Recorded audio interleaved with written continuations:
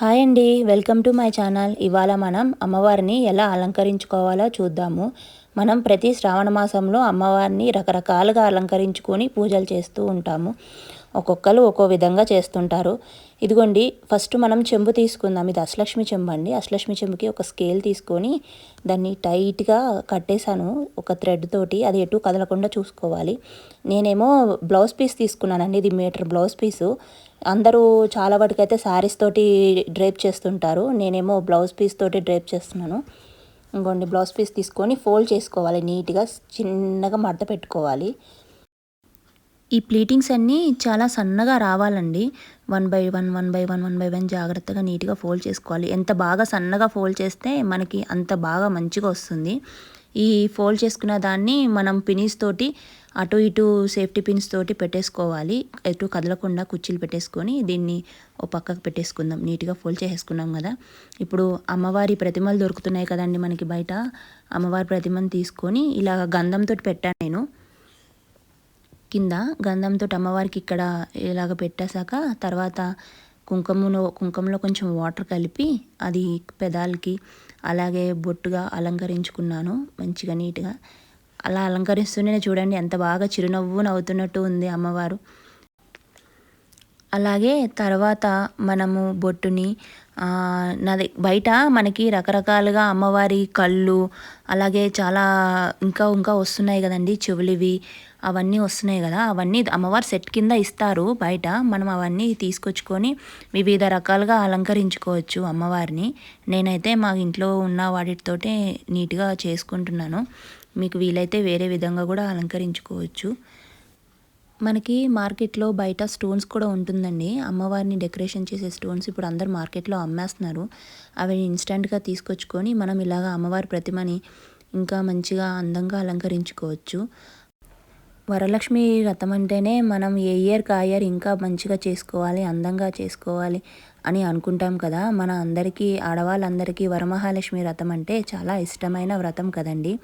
ఇలాగా మనం అందంగా అన్నీ చేసుకొని రెడీ చేసుకుంటేనే మనకి ఎంతో ఆనందంగా ఉంటుంది మనసుకి. ఇంట్లో కూడా అంతా పాజిటివ్ వైబ్స్ వస్తుంటాయి వాళ్ళ మంచిగా చేసుకుంటూ ఉంటే పూజలన్నీ. చూడండి అమ్మవారి ముఖం చూడండి ఎంత బాగా వచ్చిందో. చాలా మంచిగా కనపడుతున్నారు కదా అమ్మవారు. ఎంత బాగా నవ్వుతూ కనపడుతున్నారో. ఇలా ప్రతిమని మంచిగా అందంగా రెడీ చేసుకున్న తర్వాత అప్పుడు మనం ఇందాకడ బింది తీసుకున్నాం కదండి. నేనైతే ఒక బింది పెట్టాను. బింది పెట్టి దాని మీద అష్టలక్ష్మి చెంబుకి మనం కట్టుకున్నాం కదా ఇందాకడ స్కేలు. ఆ స్కేల్కి ఇలా వేసుకున్నానండి నేను. నేను బ్లౌజ్ పీస్ కదండి ప్లీటింగ్ చేసుకుంది. ఆ బ్లౌజ్ పీసు పైనుంచి వేసుకొని దానికి పైన కింద ఇలాగా పిన్సులతోటి సేఫ్టీ పిన్స్ తోటి పైన కింద కూడా పెట్టేసుకున్నాను నేను. 2 పిన్స్తో పెట్టుకుంటే మనకి లోపల ఏమన్నది పెట్టామన్నది కనపడదు. మంచిగా అందంగా చీరలాగే వస్తుంది. ఇగోండి ఇలాగా నీట్గా సేఫ్టీ పిన్ తోటి ప్లీటింగ్ చేసుకోవాలి. కింద కూడా పెట్టుకున్న తర్వాత అప్పుడు నా దగ్గర యాక్చువల్ ఏంటంటే కొబ్బరికాయ లేదండి. కొబ్బరికాయ లేకపోవడంతో నేను వేరే విధంగా ప్లాన్ చేశాను. ఇదేమో లేస్ అండి. లేసు చిన్న లేస్ తీసుకొని దాన్ని చుట్టూ వడ్లానం కింద పెట్టాను. పెట్టుకున్న తర్వాత ఈ ప్లీటింగ్స్ మొత్తం అన్నీ చాలా నీట్గా జాగ్రత్తగా చదురుకోవాలి. అప్పుడే మనం శారీ ఎలాగైతే చదురుకుంటామో అలాగా నీట్గా చదురుకోవాలి. ఇంకో మొత్తం మంచిగా చుట్టూ చదురుకోవాలి. వెనక ముందు ఏమీ కనపడకుండా మనం లోపల ఏం పెట్టామన్నది అలాగా నీట్గా చదురుకున్న తర్వాత కుర్చీలన్నీ అప్పుడు వెనకాల టైట్గా ముడేసుకుంటే సరిపోతుంది. ఫస్ట్ లూజ్ ముడితోటి చదురుకున్న తర్వాత వెనకాల టైట్గా పెట్టుకోవాలండి.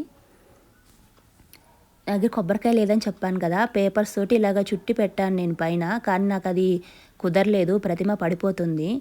మనకి ప్రతిమకు వెనకాల ఇలాగ ఉంటాయి కదండి కుండ్లు. ఆ కుండ్లలో నుంచి ఇది దారం తీసుకొని పెట్టి చూశాను కానీ కుదరలేదు. మళ్ళీ వెనకాల చెంబు పెట్టి ఆ చెంబుకి మళ్ళీ ఆ పెట్టి పేపర్స్ ఫోల్డ్ చేశాను కదా, ఆ ఫోల్డింగ్ మొత్తం అంతా ఇలా పెట్టాను. పెట్టి అలాగప్పుడు అమ్మవారిని ప్రతిమను కట్టాను. టైట్గా కట్టుకుంటే అప్పుడు అమ్మవారి ప్రతిమ అటు ఇటు కదలదు. కొబ్బరికాయ ఉంటే మనకు అంత ఇబ్బంది ఉండదండి. నా దగ్గర కొబ్బరికాయ లేదు సమయానికి, అందుకోసమని నేను అలాగా పేపర్స్ ఫోల్డ్ చేసి పెట్టాల్సి వచ్చింది. ఇలాగ మొత్తం ప్లీటింగ్స్ అన్నీ నీట్గా చదురుకోవాలండి. మన లోపల ఎక్కడ కనపడకుండా. ఇందాక పిన్సెస్ అయితే పెట్టుకున్నాం కదా సేఫ్టీ పిన్స్, కానీ మళ్ళీ ఇలాగ పెట్టుకోవాలి. నీట్ ప్లేటింగ్ చేసుకొని ఇప్పుడు ఐబ్రో పెన్సిల్ తీసుకొని అమ్మవారికి ఐబ్రోస్ కూడా దిద్దుతున్నాం.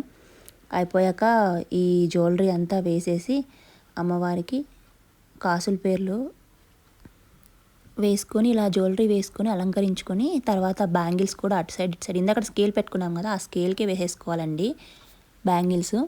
తర్వాత మన ఇంట్లో ప్లాస్టిక్ది ఉంటుంది కదా మాల, బంతిపూల మాల, ఆ బంతిపూల మాల వేసి అలంకరించుకోవడమే అమ్మవారిని. చూడండి ఎంత అందంగా అమ్మవారు ఎంత బాగున్నారో. సేమ్ మన ఇంట్లో అమ్మవారు స్వయంగా తానే వచ్చి కూర్చున్నట్టుగా ఉంది. నాకైతే చాలా ఆనందంగా ఉంది, హ్యాపీగా అనిపించింది అమ్మవారిని ఇలా అలంకరించుకున్నాక. నేను ఇది సెకండ్ టైం అండి పెట్టడం. లాస్ట్ ఇయర్ నుంచే స్టార్ట్ చేశాను, అంతకుముందు కలశమే పెట్టుకోవడం ఉంది మాకు ఆన్మ.